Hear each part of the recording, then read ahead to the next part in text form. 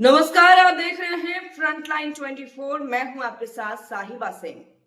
बिहार विधानसभा चुनाव की आहट के बीच मधुबनी जिले की हरलाखी विधानसभा सीट फिर सुर्खियों में है।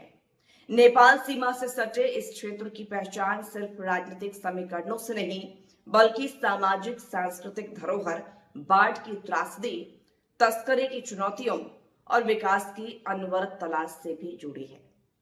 हरलाखी का इतिहास गवाह है कि यह सिर्फ एक चुनावी सीट नहीं, बल्कि मिथिला की पुरानी परंपराओं और अपेक्षाओं का केंद्र भी है। प्राचीन विदेह वंश की धरती, जनक सीता की कथा से जुड़ा यह इलाका आज भी अपनी मूल समस्याओं जैसे कि बाढ़, बेरोजगारी, पलायन, पेयजल और शिक्षा से आज भी जूझ रहा है। उपजाऊ जमीन और मेहनतकश किसानों के बावजूद यह क्षेत्र अपने सामर्थ्य का लाभ नहीं उठा पाया। नेपाल सीमा से सटे होने के कारण यहां तस्करी और अपराध की समस्याएं वर्षों से बनी हुई हैं। शराबबंदी के बाद यह समस्या और गहरी हो गई है। इसके साथ हर साल बाढ़ खेतीबाड़ी और बुनियादी ढांचे को तहस नहस कर देती है। आजादी के इतने दिनों बाद भी आज यहाँ कोई बड़ा सरकारी शैक्षणिक संस्थान तो नहीं है, लेकिन इसके साथ साथ स्वास्थ्य सुविधाएं और सड़क कनेक्टिविटी भी बदहाल है। स्थानीय लोगों की नाराजगी इसलिए भी बढ़ी हुई है क्योंकि दो बार विधायक होने के बावजूद सुधांशु शेखर अपने इलाके की तस्वीर नहीं बदल सके। उनके खिलाफ जनता का असंतोष अब चुनावी हवा में साफ झलकता है।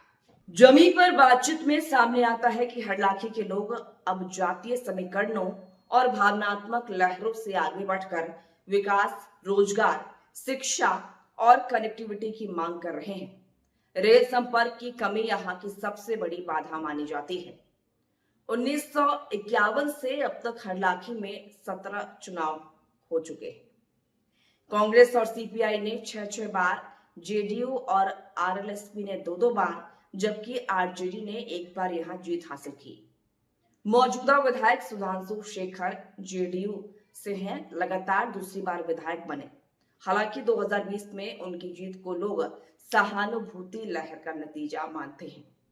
जातीय समीकरण की बात करें तो यहाँ कुशवाहा समुदाय निर्णायक वोट बैंक माना जाता है और इनकी संख्या काफी ज्यादा तादाद में है, जबकि ब्राह्मण और भूमिहार मतदाताओं की भी अहम हिस्सेदारी है।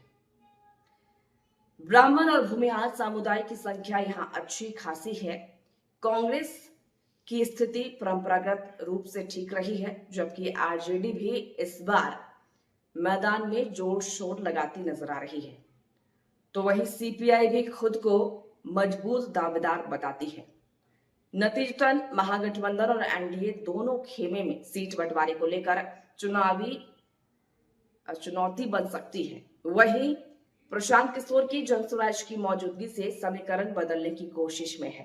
पार्टी अगर बेहतर और जन लोकप्रिय उम्मीदवार पर दांव लगाती है तो तीसरे मोर्चे के मैदान में उतरने से दोनों बड़े गठबंधनों को नुकसान झेलना पड़ सकता है।